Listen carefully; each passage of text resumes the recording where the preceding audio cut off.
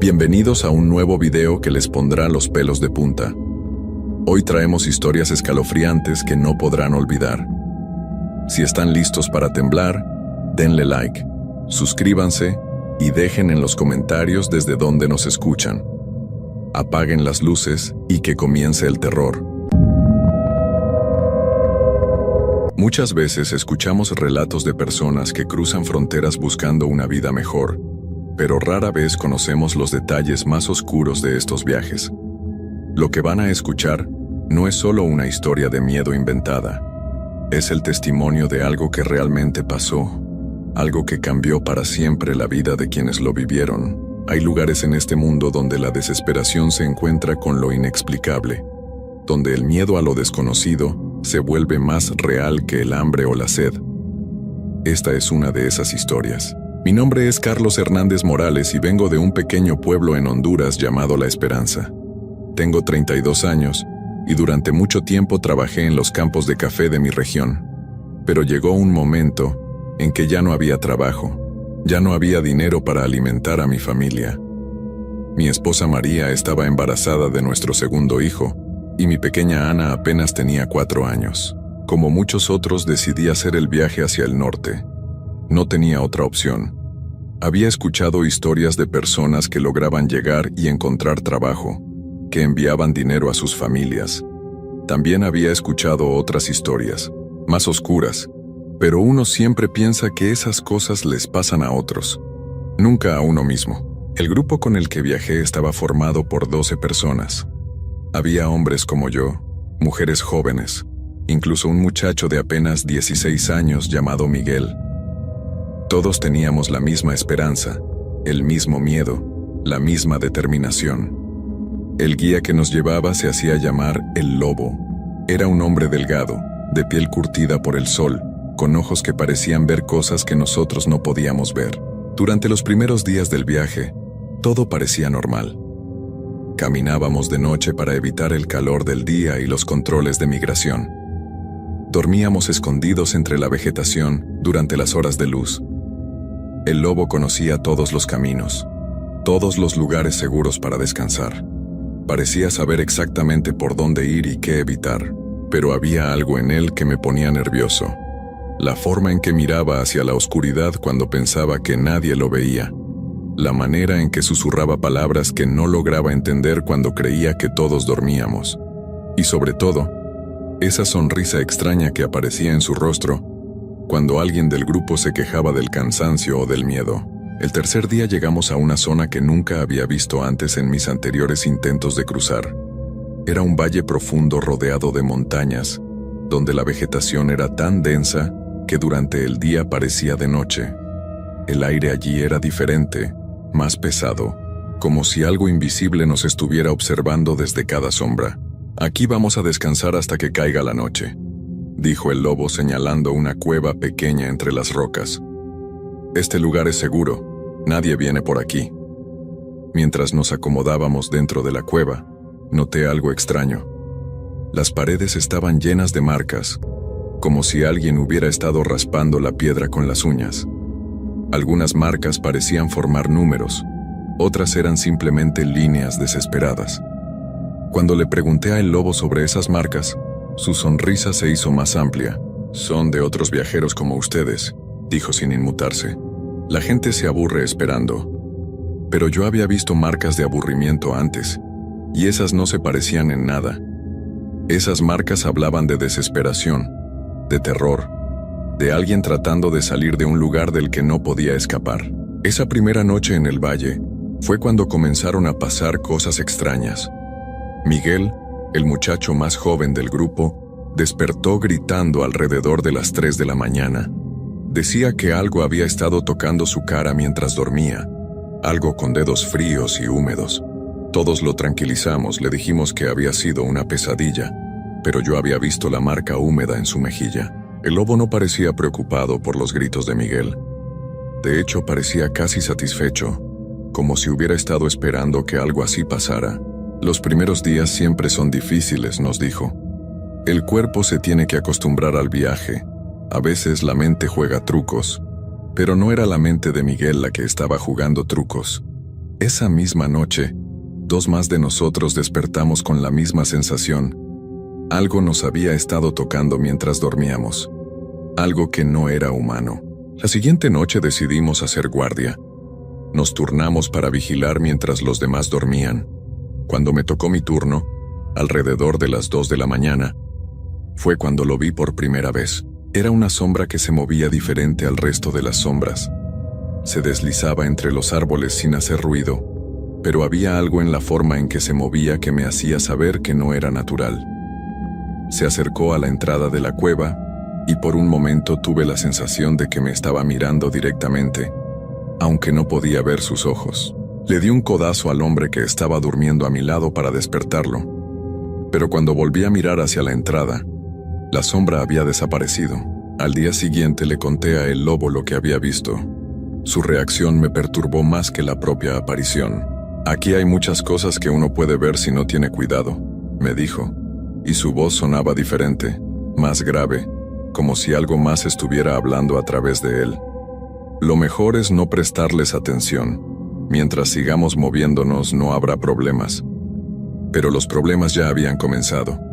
Esa mañana, cuando contamos al grupo, faltaba una persona.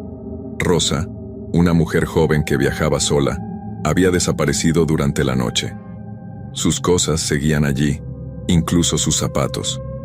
No había señales de lucha, no había gritos. Simplemente, ya no estaba. El lobo dijo que probablemente había decidido regresar por su cuenta, que a veces la gente cambiaba de opinión. Pero yo sabía que Rosa no era de las que se rendían fácilmente. Había caminado más kilómetros que cualquiera de nosotros sin quejarse, y tenía 3 hijos esperándola en casa. Esa noche, nadie durmió realmente. Todos fingimos estar dormidos, pero podía sentir que todos estábamos despiertos, escuchando cada sonido, cada movimiento en la oscuridad. Y fue entonces cuando empezamos a escuchar los susurros. Al principio pensé que era el viento entre las hojas, pero pronto me di cuenta de que había un patrón en esos sonidos. Eran voces, muchas voces, hablando en un idioma que no podía entender. Parecían venir de todas partes, y de ninguna parte a la vez. Los susurros se hacían más fuertes cuando alguno de nosotros se movía, como si esas voces estuvieran reaccionando a nuestra presencia. Miguel empezó a llorar en silencio. Era apenas un muchacho y estaba lejos de su familia, enfrentando cosas que ningún niño debería enfrentar.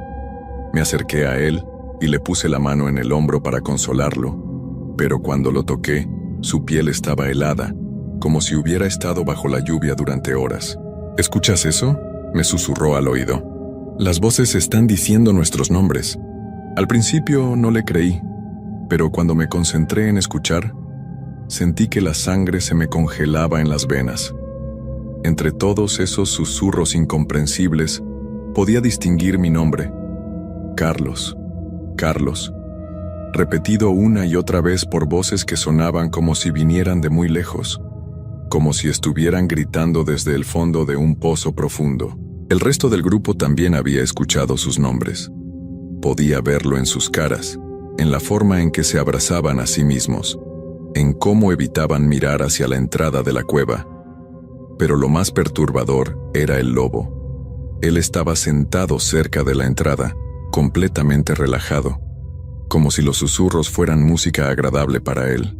Cuando amaneció, los susurros se detuvieron, pero el silencio que quedó era peor. Era un silencio pesado, amenazante, como si el mundo entero estuviera conteniendo la respiración.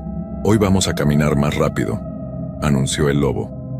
«Necesitamos salir de este valle antes del anochecer». Pero cuando empezamos a caminar, me di cuenta de algo terrible. Llevábamos horas caminando por el mismo sendero, pasando por las mismas rocas, los mismos árboles, la misma curva en el camino. Era como si estuviéramos caminando en círculos, aunque el lobo insistía en que íbamos en la dirección correcta. «Ese árbol caído», le dije señalando un tronco que habíamos pasado ya 3 veces. «Lo hemos visto antes». «Todos los árboles se parecen en esta zona», respondió el lobo, pero había algo en su voz que me hizo darme cuenta de que estaba mintiendo. Sabía exactamente lo que estaba pasando. Para el mediodía, ya no quedaba ninguna duda. Estábamos atrapados en algún tipo de círculo invisible. Cada vez que pensábamos que habíamos encontrado una salida, el sendero nos llevaba de vuelta al mismo lugar. Algunos del grupo empezaron a entrar en pánico. Una mujer llamada Carmen comenzó a gritar que quería regresar, que esto no era normal, que algo malo estaba pasando. El lobo la calmó con palabras suaves, pero yo noté cómo la miraba. Era la misma mirada que había tenido cuando Rosa desapareció, como si estuviera evaluando algo, decidiendo algo. Esa noche regresamos a la misma cueva. No habíamos avanzado ni un solo kilómetro en todo el día, a pesar de haber caminado desde el amanecer. El grupo estaba desesperado, confundido, asustado, pero el lobo parecía más tranquilo que nunca. Mañana encontraremos la salida, nos aseguró. Solo necesitan confiar en mí, pero ya no confiaba en él. Había algo fundamentalmente equivocado en todo esto, y empezaba a sospechar que el lobo no era la víctima de esta situación extraña, sino parte de ella. Esa segunda noche en la cueva fue cuando las cosas se pusieron realmente mal. Los susurros regresaron, pero esta vez eran más fuertes, más insistentes, y no solo decían nuestros nombres. Decían cosas sobre nosotras, cosas que solo podían saber personas que nos hubieran estado observando durante mucho tiempo. Escuché mi nombre mezclado con detalles sobre mi familia. Carlos. María está preocupada. Ana pregunta por su papá. El bebé se mueve en su vientre. Eran cosas íntimas, personales, cosas que ningún extraño podría saber. Miguel estaba temblando tanto que pensé que se iba a desmayar. Las voces le estaban contando sobre su madre, sobre cómo lloraba todas las noches desde que él se había ido, sobre cómo había vendido todo lo que tenía para darle dinero para el viaje. Carmen había empezado a mecerse hacia adelante y hacia atrás, tapándose los oídos con las manos, repitiendo una y otra vez: no es real, no es real, no es real. Pero sabíamos que era real. Era demasiado específico, demasiado personal para ser producto de nuestra imaginación. En medio de todo este caos observé a el lobo. Sus labios se movían al mismo ritmo que los susurros, como si los estuviera dirigiendo. Y cuando me di cuenta de esto, él me miró directamente a los ojos y sonrió. Fue una sonrisa que nunca voy a olvidar. No era humana. Era la sonrisa de algo que sabía exactamente lo que estaba haciendo. Algo que disfrutaba viendo nuestro terror. Esa noche otra persona desapareció.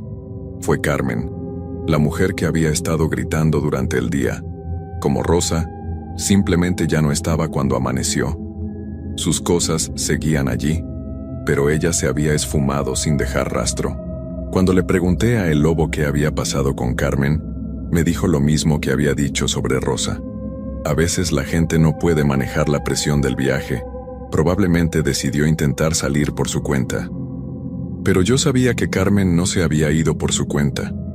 Algo se la había llevado, algo que trabajaba con el lobo, algo que él había estado alimentando con nosotros desde el primer día. El tercer día en el valle fue cuando finalmente entendí la verdad. Mientras fingía dormir, vi a el lobo levantarse en medio de la noche y caminar hacia la parte más profunda de la cueva. Lo seguí en silencio, manteniéndome en las sombras. En el fondo de la cueva había una abertura que no habíamos notado antes. El lobo desapareció por ella, y después de unos momentos de duda, decidí seguirlo. La abertura llevaba a un túnel que se hacía más angosto a medida que avanzaba. Podía escuchar la voz del lobo adelante, hablando con alguien o algo, pero no era español lo que estaba hablando, ni ningún idioma que hubiera escuchado antes. Cuando llegué a una curva en el túnel, pude ver una luz débil más adelante. Me acerqué cuidadosamente y lo que vi me hizo contener la respiración. El lobo estaba en una cámara más grande, arrodillado frente a algo que no podía ver claramente en la penumbra. Pero podía distinguir formas humanas en las paredes, como si personas hubieran sido pegadas allí o hubieran crecido desde la roca misma. Y reconocí dos de esas formas. Una era Rosa, la otra era Carmen. No estaban heridas, no estaban sin vida, estaban integradas a la pared, como si la piedra hubiera crecido alrededor de ellas. Sus ojos seguían moviéndose, seguían parpadeando, pero no podían hablar, no podían moverse. El lobo estaba hablando con esas formas en las paredes, y ellas le respondían pero sin palabras, con gemidos ahogados que se convertían en los susurros que habíamos estado escuchando todas las noches. Traté de retroceder en silencio, pero pisé una piedra suelta que rodó por el túnel. El sonido resonó como un trueno en el silencio de la cueva. El lobo se detuvo de hablar y giró la cabeza hacia donde yo estaba escondido. Sus ojos brillaban en la oscuridad como los de un animal. No eran ojos humanos. Eran algo más, algo que había estado fingiendo ser humano durante todo este tiempo. Carlos, dijo con esa voz que ya no intentaba sonar normal. Sabía que alguno de ustedes vendría a buscarme eventualmente. Siempre hay uno que es más curioso que los demás. Corrí por ese túnel como nunca había corrido en mi vida, tropezando con las paredes, raspándome las manos y las rodillas, pero sin detenerme. Podía escuchar algo siguiéndome, algo que se movía más rápido de lo que cualquier persona podría moverse en esa oscuridad. Llegué a la cámara principal donde dormía el resto del grupo, y los desperté gritando que teníamos que irnos, que teníamos que salir de allí inmediatamente. Pero cuando traté de explicarles lo que había visto, las palabras no me salían de manera coherente. El lobo, logré decir entre respiraciones agitadas. No es lo que pensamos. Las mujeres, Rosa y Carmen, están en las paredes. Los demás me miraron como si hubiera perdido la razón. Miguel se acercó y puso su mano en mi frente. «Tienes fiebre», me dijo, «no estás delirando». Pero entonces apareció el lobo. Salió de la abertura del fondo de la cueva caminando con total tranquilidad, como si nada hubiera pasado. Cuando me vio, sonrió esa sonrisa horrible. «Carlos tuvo una pesadilla», le dijo al grupo. «El estrés del viaje a veces causa alucinaciones. Es normal». Los demás parecían creerle. Querían creerle. Era más fácil pensar que yo estaba teniendo problemas mentales que aceptar que algo sobrenatural estaba pasando. Pero yo sabía lo que había visto. Y sabía que si nos quedábamos allí una noche más personas iban a desaparecer. Durante el día siguiente, intenté convencer a los otros de que nos fuéramos solos, sin el lobo. Les supliqué que me creyeran. Les conté cada detalle de lo que había visto en esa cámara secreta, pero estaban demasiado asustados para aventurarse solos en territorio desconocido. «Sin guía nos vamos a perder», decía un hombre llamado Eduardo. «Al menos con el lobo tenemos una oportunidad». «¿Qué oportunidad?», le grité. «¿No te das cuenta de que cada noche somos menos?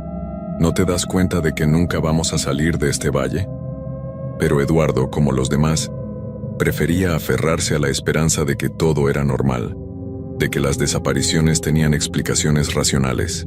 Esa tarde, mientras fingía descansar, escuché a el lobo hablando con el grupo. Les estaba contando sobre el último tramo del viaje, sobre cómo esa noche finalmente iban a salir del valle y continuar hacia la frontera. «Solo necesito que esta noche permanezcan muy juntos», les decía. «Hay patrullas en esta área y si nos separamos, algunos podrían ser capturados». Pero yo sabía que no había patrullas. Sabía que esa noche el lobo tenía planeado hacer algo con todos nosotros. Cuando cayó la noche, traté de mantenerme despierto, pero me di cuenta de que estaba luchando contra un sueño pesado y extraño. Mis párpados se hacían más pesados a cada minuto, aunque luchara por mantenerlos abiertos. Miré alrededor y vi que lo mismo les estaba pasando a los demás. Uno por uno, todos comenzaron a quedarse dormidos con esa misma somnolencia antinatural. El agua. Había sido el agua que el lobo nos había dado esa tarde. Nos había drogado. Con el último esfuerzo de conciencia que me quedaba, logré ver cómo el lobo se levantaba y comenzaba a arrastrar a Miguel hacia el túnel del fondo. El muchacho estaba completamente inconsciente, como un muñeco de trapo. Traté de moverme, de gritar, de hacer algo, pero mi cuerpo no me respondía. Solo podía ver y escuchar, pero no podía mover ni un músculo. El lobo regresó por Eduardo, luego por María, una mujer joven que había estado callada durante todo el viaje. Uno por uno, se los llevó a todos hacia esa cámara secreta. Cuando llegó mi turno, pude sentir sus manos frías agarrando mis brazos. Me arrastró por el túnel como había hecho con los demás. La luz extraña de la cámara secreta se hacía más brillante a medida que nos acercábamos. Cuando llegamos pude ver toda la horrible verdad. Las paredes estaban cubiertas de personas, docenas de personas que habían sido integradas a la roca a lo largo de los años. Reconocí a Rosa y Carmen, pero había muchas más. Hombres, mujeres, jóvenes, viejos. Todos con los ojos abiertos, todos conscientes, todos atrapados para siempre. Y en el centro de la cámara había algo que no era de este mundo. Era una masa oscura que parecía estar viva, que pulsaba como un corazón gigante. Tentáculos o raíces salían de ella y se conectaban con cada una de las personas en las paredes. El lobo me colocó contra una sección vacía de la pared y comenzó a pronunciar palabras en ese idioma extraño que había escuchado antes. Pude sentir cómo la piedra empezaba a crecer alrededor de mis piernas, como si fuera plastilina caliente que se moldeaba a mi cuerpo. La sensación era indescriptible. No dolía exactamente, pero podía sentir cómo perdía control sobre esas partes de mi cuerpo. La roca se extendía lentamente hacia arriba, cubriendo mi cintura, mi pecho.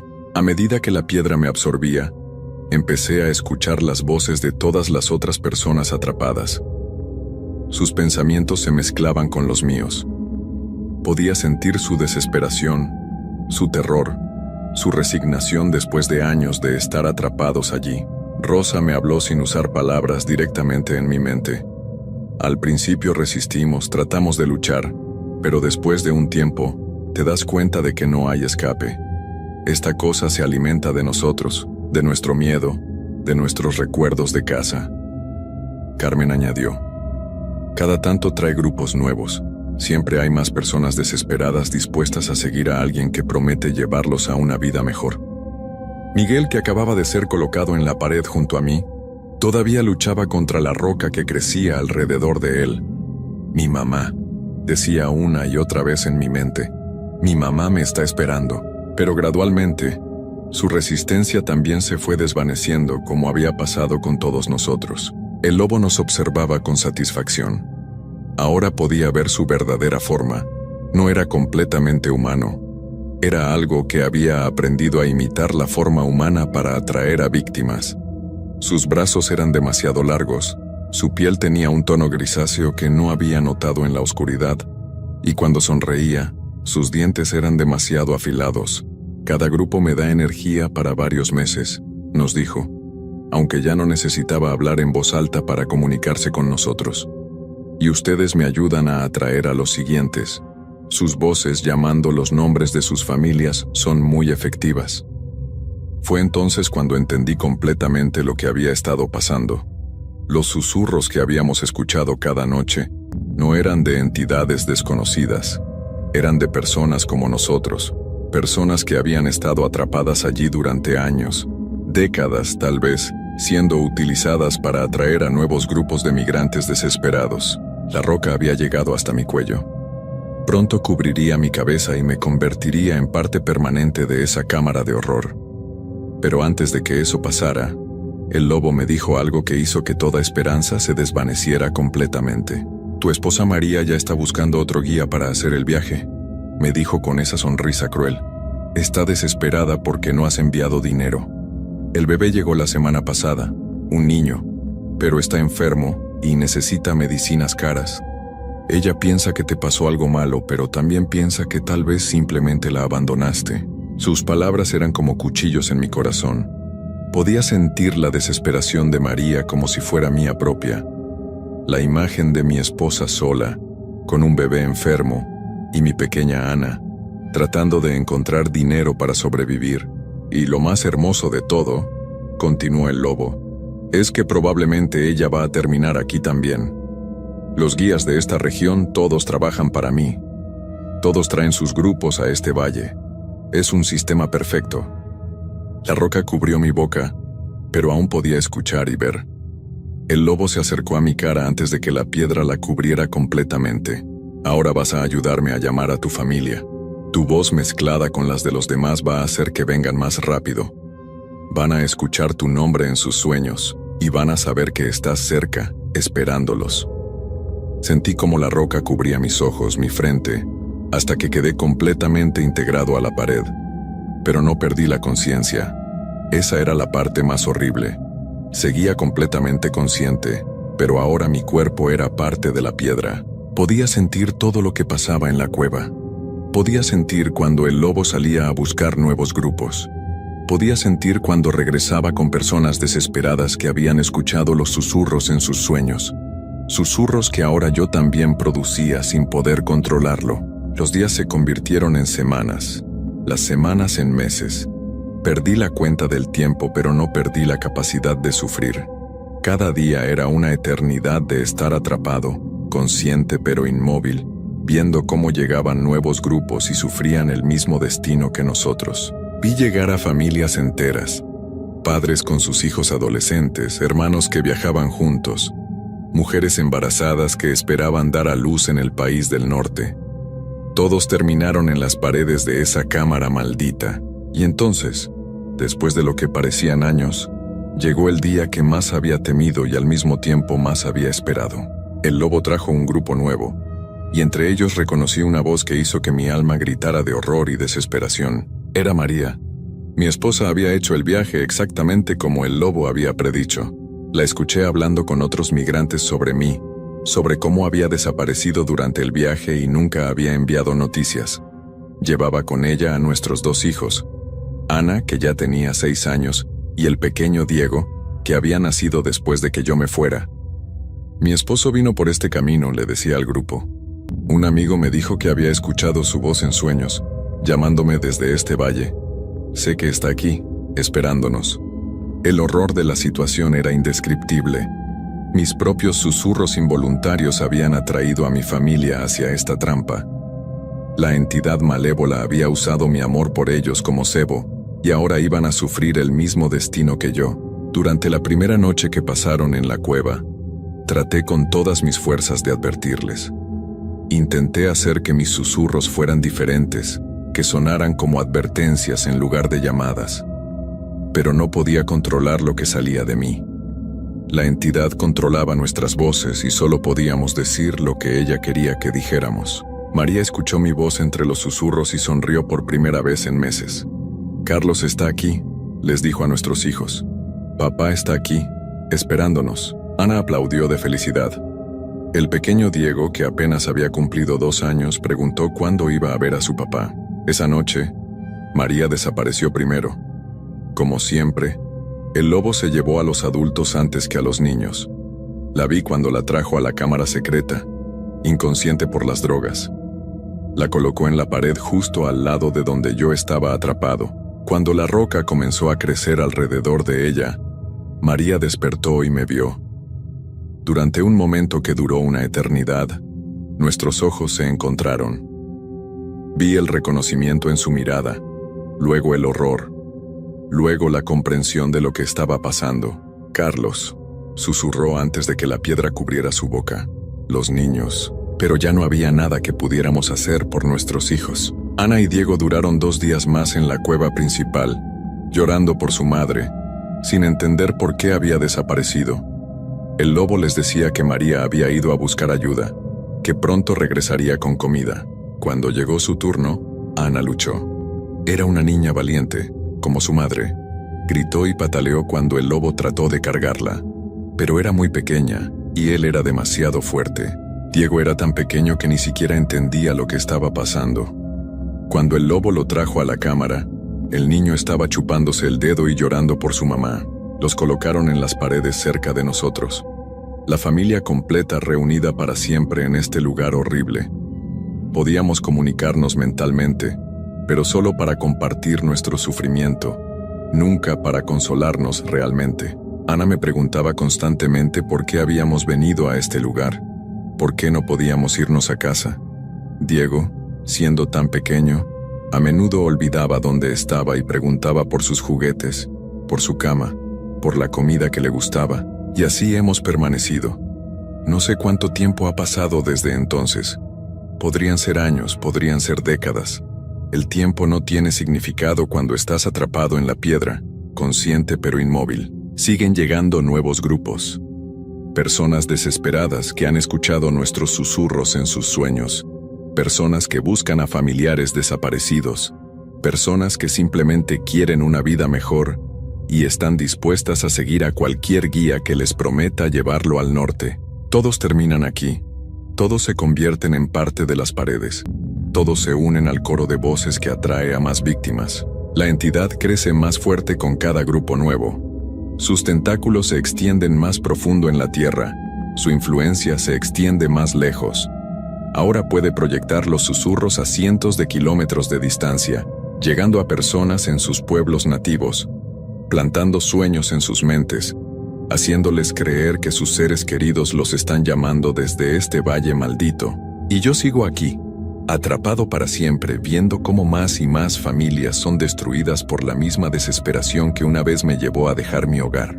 No hay escape, no hay rescate, no hay final feliz, solo hay piedra fría, conciencia eterna, y el conocimiento horrible de que nuestros susurros involuntarios seguirán atrayendo a más víctimas mientras la entidad siga existiendo. A veces, en los momentos más oscuros, deseo poder advertir a las personas que escuchan nuestras voces en sus sueños. Deseo poder gritarles que no vengan, que no confíen en los guías, que es mejor quedarse en casa y enfrentar la pobreza que terminar como nosotros. Pero lo único que puedo hacer es susurrar sus nombres en la oscuridad, llamándolos hacia su condena, siendo parte del sistema que nos destruyó, y así seguirá siendo para siempre. Esta es mi historia. Esta es nuestra historia. La historia de todos los que buscamos una vida mejor y encontramos algo mucho peor que la pobreza, algo mucho peor que el hambre. Si alguna vez escuchan voces en sus sueños llamándolos hacia el norte, si alguna vez un guía les promete llevarlos por un camino secreto a través de un valle escondido, no vengan. Por favor, no vengan, porque nosotros estaremos esperándolos y una vez que lleguen aquí, nunca se podrán ir.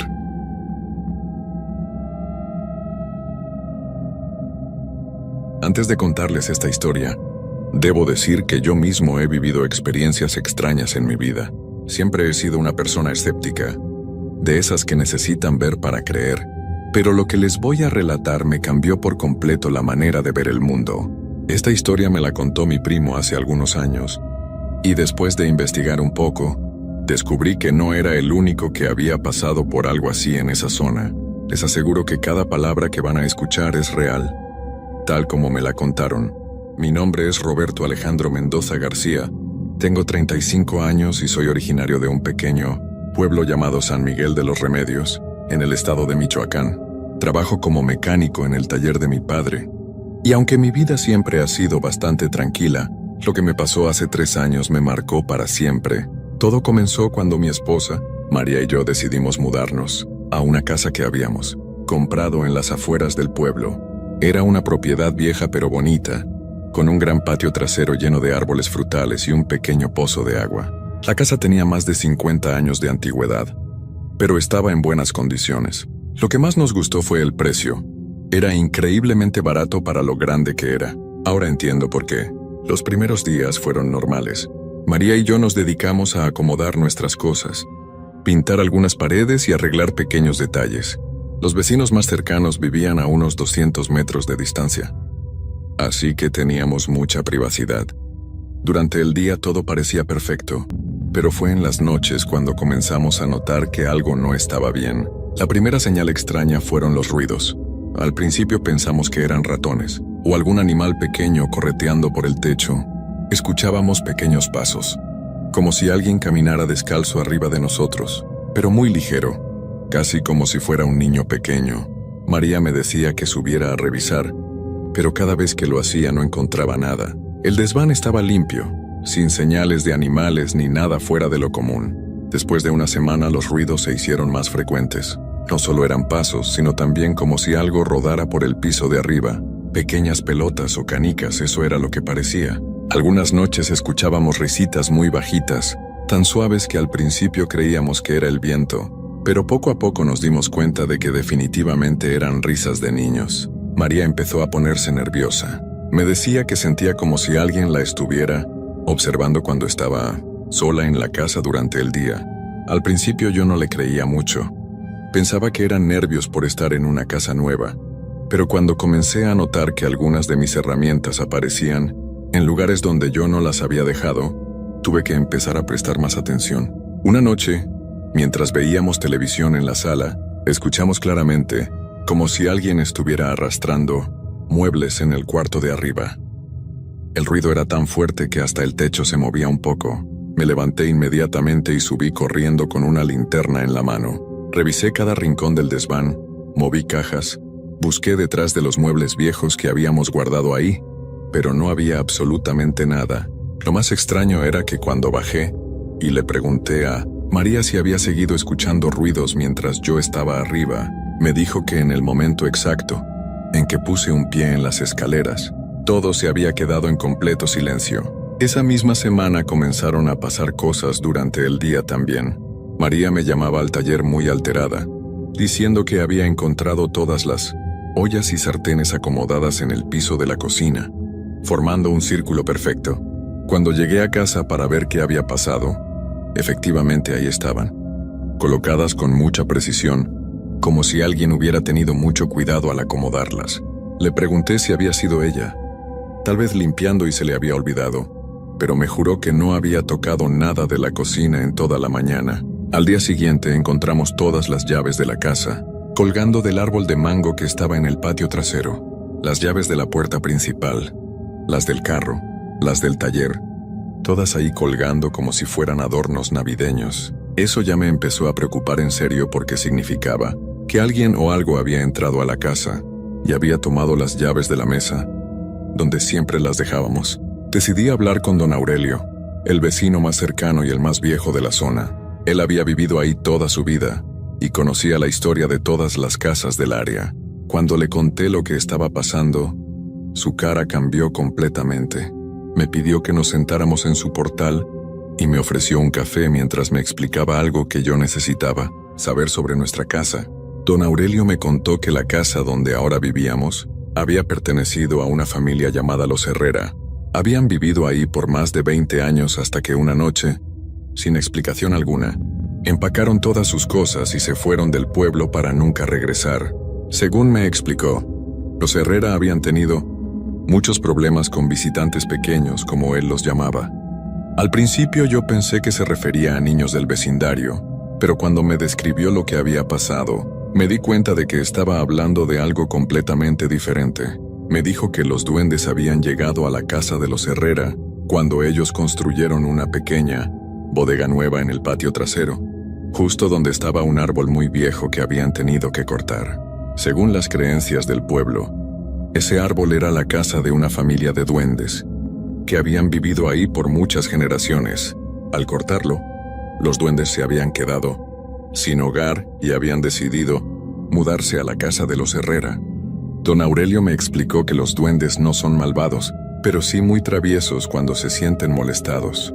Me contó que a los Herrera les habían comenzado a esconder cosas importantes, como documentos, dinero y llaves. También les hacían travesuras en la cocina. Les desacomodaban la ropa limpia y les hacían ruidos toda la noche para no dejarlos dormir bien.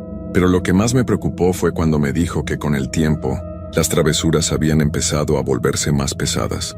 Cuando le pregunté qué quería decir con más pesadas, me contó que los duendes habían empezado a tocarles los pies mientras dormían, a jalarles el cabello y a susurrarles cosas al oído en las madrugadas. La señora Herrera había comenzado a enfermarse mucho. No podía dormir y siempre estaba nerviosa. Los niños de la familia también empezaron a tener pesadillas y a despertarse llorando en las noches. Después de escuchar todo esto regresé a casa muy pensativo. No sabía si creerle completamente a don Aurelio, pero las coincidencias eran demasiadas como para ignorarlas. Esa noche decidí no contarle nada a María sobre lo que había averiguado, porque no quería asustarla más de lo que ya estaba. Sin embargo, esa misma noche las cosas empeoraron mucho más de lo que esperaba. Como a las 2 de la mañana, María me despertó jalándome del brazo. Estaba muy pálida y temblaba. Me dijo que había sentido como si alguien le estuviera acariciando el cabello, pero cuando abrió los ojos no había nadie ahí. Yo traté de calmarla diciéndole que había sido un sueño, pero entonces escuchamos claramente pasos pequeños corriendo por toda la casa. No eran pasos normales. Sonaban como pies descalzos de niños pequeños, pero corriendo muy rápido de un lado a otro. Se escuchaban en la sala, luego en la cocina, después arriba en el desván, y luego otra vez abajo. Era como si varios niños estuvieran jugando a las escondidas por toda la casa. María y yo nos quedamos abrazados en la cama, sin atrevernos a salir del cuarto. De repente, todo se quedó en silencio otra vez, pero justo cuando pensamos que ya había terminado, comenzamos a escuchar voces. Eran voces de niños pequeños, pero hablando en un idioma que no podíamos entender. Sonaban como si estuvieran conversando entre ellos. A veces se reían bajito, otras veces parecían estar haciendo planes. Las voces se escuchaban tan claras, como si los niños estuvieran parados, justo afuera de nuestro cuarto. María comenzó a llorar y me suplicó que nos fuéramos de la casa inmediatamente. Yo quería ser fuerte y protegerla, pero la verdad es que también estaba muy asustado. Nunca había vivido algo así en toda mi vida. Decidimos que al día siguiente hablaríamos sobre mudarnos otra vez. Aunque perdiéramos el dinero que habíamos invertido en esa casa, al día siguiente, cuando salimos del cuarto, encontramos algo que nos dejó helados. En el piso de la sala había pequeñas huellas de pies descalzos, como de niños de 5 o 6 años, pero hechas con lo que parecía ser tierra o ceniza. Las huellas iban de la puerta principal hasta la cocina. Luego subían por las escaleras al desván, y después bajaban otra vez hasta nuestro cuarto. Era exactamente el mismo camino que habíamos escuchado, que tomaron los pasos en la noche. Lo más perturbador era que las huellas terminaban justo enfrente de la puerta de nuestro cuarto, como si quien quiera que las hubiera hecho se hubiera quedado ahí parado, observándonos dormir. María se puso histérica y me dijo que no se quedaría ni una noche más en esa casa. Yo no podía discutir con ella, porque honestamente también estaba llegando a mi límite. Esa mañana decidimos ir a casa de mis padres para quedarnos ahí unos días mientras decidíamos qué hacer. Empacamos algunas cosas rápidamente y salimos de la casa sin mirar atrás. Pero antes de irnos, algo me hizo voltear hacia las ventanas del segundo piso, y juro que vi las cortinas moverse, como si alguien estuviera asomándose para vernos salir. Durante los siguientes 3 días que estuvimos en casa de mis padres, traté de convencer a María de que regresáramos. Le dije que tal vez podíamos buscar a alguien que nos ayudara, un sacerdote o una persona que supiera de estos temas. Mi padre me recomendó a una señora del pueblo que se llamaba Doña Carmen, que según él, sabía mucho sobre duendes y otras criaturas del campo. Fuimos a ver a Doña Carmen una tarde. Era una mujer mayor, de unos 70 años, con el cabello completamente blanco y unos ojos muy penetrantes. Cuando le contamos todo lo que había pasado, ella nos escuchó con mucha atención, asintiendo con la cabeza como si ya supiera exactamente de qué le estábamos hablando. Doña Carmen nos explicó que los duendes de esa zona eran una familia muy antigua que había vivido ahí por siglos. Me dijo que no eran malvados, pero que se habían molestado mucho cuando cortaron su árbol, y que ahora consideraban nuestra casa como su nuevo hogar. Según ella, los duendes son muy territoriales, y no les gusta compartir su espacio con los humanos, especialmente cuando sienten que los humanos no los respetan. Me explicó que había maneras de hacer las paces con ellos, pero que requería mucha paciencia y seguir ciertas reglas muy específicas. Me dijo que si realmente queríamos vivir en esa casa, tendríamos que aprender a convivir con ellos, porque una vez que los duendes escogían un lugar para vivir, era muy difícil hacerlos cambiar de opinión. Doña Carmen nos dio una lista de cosas que podíamos hacer para calmar a los duendes y ganarnos su respeto. Primero, teníamos que dejarles ofrendas todas las noches: leche, pan dulce, frutas pequeñas y algunas monedas. Las ofrendas tenían que ponerse en el patio trasero, cerca del lugar donde había estado el árbol cortado. Segundo, no podíamos hacer ruidos fuertes después de las 10 de la noche, porque esa era la hora en que los duendes salían a jugar y hacer sus actividades. También nos advirtió que nunca debíamos dejar ropa sucia tirada por la casa, porque a los duendes les molesta mucho el desorden y la falta de limpieza. Y lo más importante, nunca debíamos tratar de verlos directamente o tomarles fotos, porque eso los haría enojar muchísimo y podrían volverse realmente peligrosos. María no estaba muy convencida de regresar a la casa, pero yo la convencí diciéndole que al menos lo intentáramos por una semana, siguiendo los consejos de Doña Carmen. Si las cosas no mejoraban, nos mudaríamos definitivamente y buscaríamos otro lugar para vivir. Regresamos a la casa una tarde de jueves. Todo estaba exactamente como lo habíamos dejado, incluyendo las huellas en el piso, que curiosamente no se habían borrado a pesar de haber pasado varios días. Esa noche pusimos nuestra primera ofrenda en el patio trasero. Un vaso de leche, 3 panes dulces, unas manzanas pequeñas y algunas monedas de 5 pesos. La primera noche fue relativamente tranquila. Escuchamos algunos ruidos ligeros, pero nada comparado con lo que habíamos vivido antes. En la mañana, cuando fuimos a revisar las ofrendas, encontramos que la leche se había terminado completamente. Los panes tenían pequeños mordiscos por todos lados. Las manzanas estaban medio comidas y, curiosamente, las monedas habían sido acomodadas en un círculo perfecto alrededor del vaso vacío. María se sorprendió mucho al ver esto. Me dijo que tal vez habían sido gatos o perros del vecindario, pero yo sabía que ningún animal podía acomodar monedas de esa manera tan precisa. Era claro que alguien había aceptado nuestras ofrendas y había querido dejarnos una señal. Las siguientes noches siguieron el mismo patrón. Dejábamos comida y al día siguiente la encontrábamos, consumida de maneras muy particulares. Nunca se terminaban todo completamente. Siempre dejaban un poquito, como si quisieran demostrar que habían estado ahí, pero también que respetaban que nosotros les estábamos dando esas cosas como regalo. Durante una semana todo estuvo muy calmado. Los ruidos disminuyeron mucho. Ya no escuchábamos voces, y María empezó a sentirse más tranquila. Pensamos que el plan de Doña Carmen estaba funcionando y que finalmente podríamos vivir en paz en nuestra casa. Pero entonces cometimos un error que casi nos cuesta muy caro. Una noche de sábado, unos amigos vinieron a visitarnos y se quedaron hasta muy tarde. Estuvimos escuchando música, riendo y hablando fuerte hasta casi las 2 de la mañana. Completamente se nos olvidó la regla de no hacer ruido después de las 10. Esa madrugada, después de que se fueron nuestros amigos, las cosas se pusieron peor que nunca. Los ruidos comenzaron como nunca antes los habíamos escuchado. No eran solo pasos, eran como si estuvieran arrastrando muebles pesados por todo el desván. El techo crujía tanto que parecía que se iba a caer encima de nosotros. También empezamos a escuchar golpes en las paredes, como si alguien estuviera tratando de tumbar la casa desde adentro. María y yo nos abrazamos en la cama, pero esta vez los sonidos no pararon después de unos minutos como antes.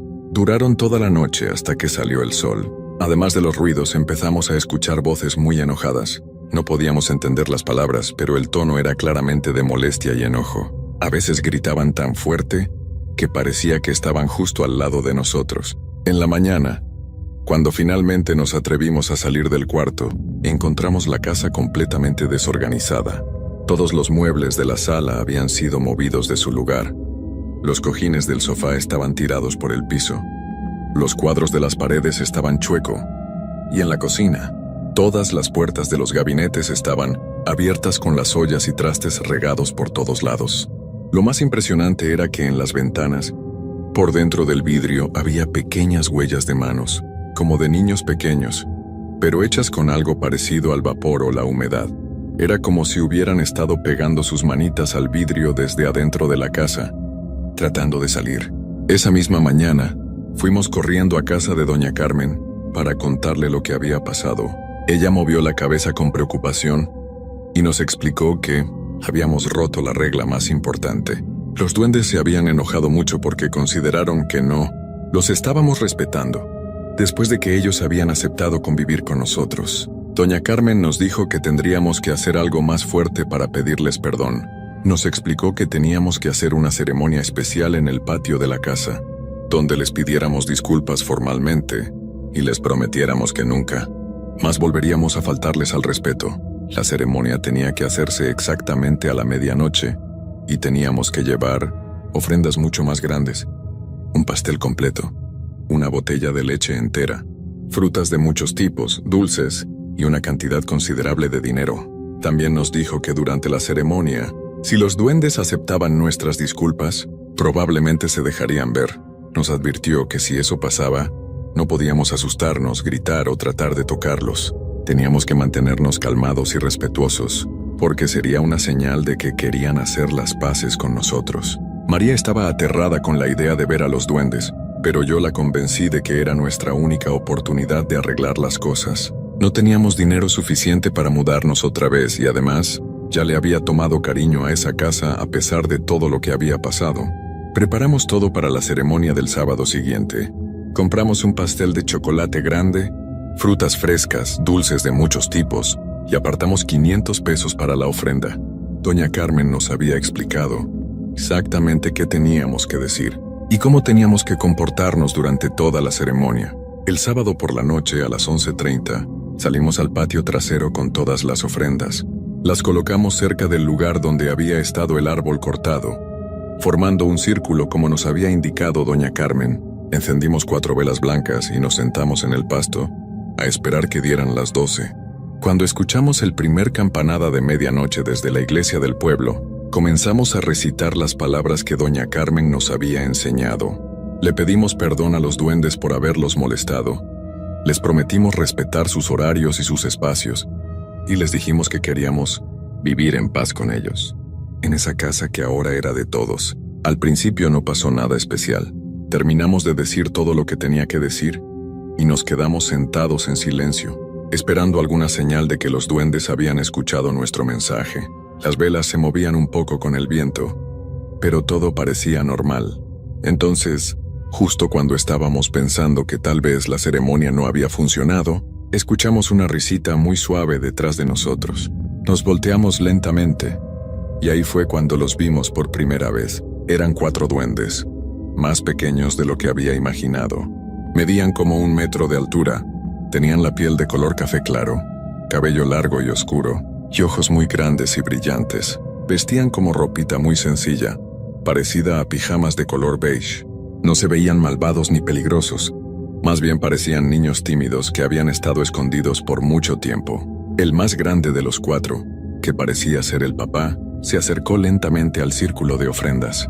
Se agachó, tomó un pedazo pequeño del pastel con sus manitas, lo probó, y luego nos miró directamente a los ojos. Durante unos segundos que se sintieron como horas, nos quedamos viendo unos a otros en completo silencio.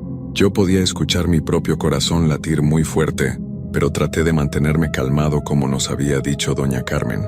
Entonces el duende papá asintió con la cabeza, como aceptando nuestras disculpas. Hizo una señal con la mano a los otros 3 duendes, que parecían ser su familia, una duende que debe haber sido la mamá, y 2 duendes pequeñitos que claramente eran los niños.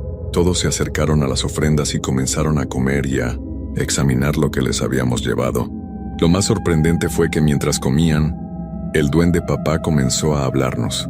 No hablaba con palabras normales, era más bien como susurros y sonidos suaves, pero de alguna manera logramos entender lo que nos quería decir. Nos explicó que ellos habían vivido en ese árbol por muchos años, y que cuando lo cortaron, se habían sentido muy tristes y enojados. Nos dijo que no querían hacer daño a nadie, pero que necesitaban un lugar donde vivir y crear a su familia. La casa les había gustado mucho porque era grande y tenía muchos rincones donde podían esconderse y jugar. Nos pidió que los dejáramos quedarse ahí, prometiendo que ya no harían travesuras pesadas si nosotros los respetábamos. María, que al principio había estado muy asustada al verlos, poco a poco se fue sintiendo más tranquila. Los duendes no eran para nada como las criaturas terribles que habíamos imaginado. Eran más bien como una familia pequeña, que solo quería vivir en paz. La duende mamá incluso le sonrió a María cuando se dio cuenta de que ya no tenía miedo. Llegamos a un acuerdo esa noche. Los duendes podían quedarse a vivir en nuestra casa, principalmente en el desván y en algunas partes del patio trasero. Nosotros seguiríamos dejándoles ofrendas de comida todas las noches, pero ya no tenía que ser tanto como esa vez. También acordamos que después de las 10 de la noche, la casa era territorio de ellos, y nosotros procuraríamos no hacer ruidos fuertes. A cambio, ellos se comprometieron a no mover nuestras cosas importantes, a no hacer ruidos que nos despertaran, y a ayudarnos de vez en cuando con pequeñas tareas de la casa. El duende papá nos explicó que a ellos les gustaba mucho ayudar, pero solo cuando se sentían respetados y queridos. Desde esa noche, nuestra vida cambió completamente. Los duendes cumplieron su promesa. Ya no escuchábamos ruidos fuertes en las noches. Nuestras cosas ya no se perdían, y la casa siempre estaba más limpia de lo que nosotros la dejábamos. A veces encontrábamos que habían acomodado cosas que se nos habían olvidado, o que habían limpiado lugares que no habíamos tenido tiempo de limpiar. María empezó a acostumbrarse a vivir con ellos. Al principio le daba un poco de miedo saber que estaban ahí, pero con el tiempo se dio cuenta de que realmente eran criaturas buenas y útiles, Algunas mañanas encontrábamos pequeños regalos que nos habían dejado flores bonitas del patio, piedritas brillantes o pequeñas figuras hechas con ramitas y hojas. Los duendes niños eran los más traviesos, pero de manera divertida. A veces movían cosas pequeñas para jugar con nosotros, o nos dejaban pequeños mensajes hechos con palitos en el patio. Una vez encontramos que habían acomodado todas mis herramientas del taller en una fila perfecta, de la más pequeña a la más grande. Era como si quisieran demostrar que sabían organizar mejor que yo. Con el tiempo desarrollamos una rutina muy bonita. Todas las noches antes de irnos a dormir, dejábamos una pequeña ofrenda en el patio. No tenía que ser mucho, un poco de leche, algunas galletas, fruta y de vez en cuando algunos dulces. En las mañanas siempre encontrábamos alguna pequeña sorpresa que nos habían dejado como agradecimiento. También aprendimos a reconocer sus estados de ánimo. Cuando estaban contentos, escuchábamos risitas suaves y pequeños sonidos alegres. Cuando algo los molestaba, como si hacíamos mucho ruido, o si no manteníamos la casa limpia, escuchábamos pequeños pasos rápidos y suspiros. Nunca volvieron a hacer travesuras pesadas, porque siempre procuramos respetar nuestros acuerdos. Han pasado ya 3 años desde que comenzó todo esto. María y yo seguimos viviendo en la misma casa, y nuestra relación con los duendes es ahora muy tranquila y armoniosa. Incluso hemos llegado a verlos algunas veces más, especialmente durante fechas especiales como Navidad o Año Nuevo, cuando les dejamos ofrendas un poco más grandes y ellos salen a agradecérnoslas personalmente. Nuestros amigos y familiares saben que algo especial pasa en nuestra casa, porque siempre está muy bien organizada y limpia, y porque a veces escuchan pequeños ruidos cuando nos visitan. Pero hemos aprendido a no contarle a todo el mundo sobre los duendes, porque mucha gente no entendería y podría asustarse o no creernos. Doña Carmen nos ha dicho que somos muy afortunados de haber logrado hacer las paces con ellos. Según ella, no muchas familias logran convivir tan bien con los duendes. Me dijo que es porque nosotros les demostramos respeto desde el corazón, no solo por miedo, y que los duendes pueden sentir la diferencia. Lo más importante que he aprendido de toda esta experiencia es que hay muchas cosas en este mundo que no entendemos completamente, pero eso no significa que no sean reales. Los duendes existen, al menos en nuestra casa, y han resultado ser vecinos mucho mejores de lo que jamás imaginé. María ahora está embarazada, y estamos muy emocionados de ver cómo van a reaccionar los duendes cuando llegue el bebé. Doña Carmen nos dijo que los duendes adoran a los niños pequeños y que probablemente van a ser como pequeños guardianes de nuestro hijo. La idea me emociona mucho. Saber que nuestro bebé va a crecer en una casa llena de magia y protección. Si alguien que está escuchando esta historia alguna vez se encuentra en una situación parecida, mi consejo es que no tengan miedo. Los duendes, al menos los que nosotros conocimos, no son malvados. Solo quieren respeto y un lugar donde vivir en paz.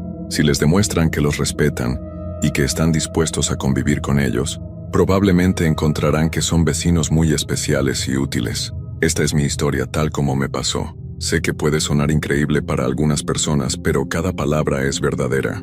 Los duendes siguen viviendo con nosotros hasta el día de hoy, y esperamos que sea así por muchos años más. Después de todo, ahora son parte de nuestra familia.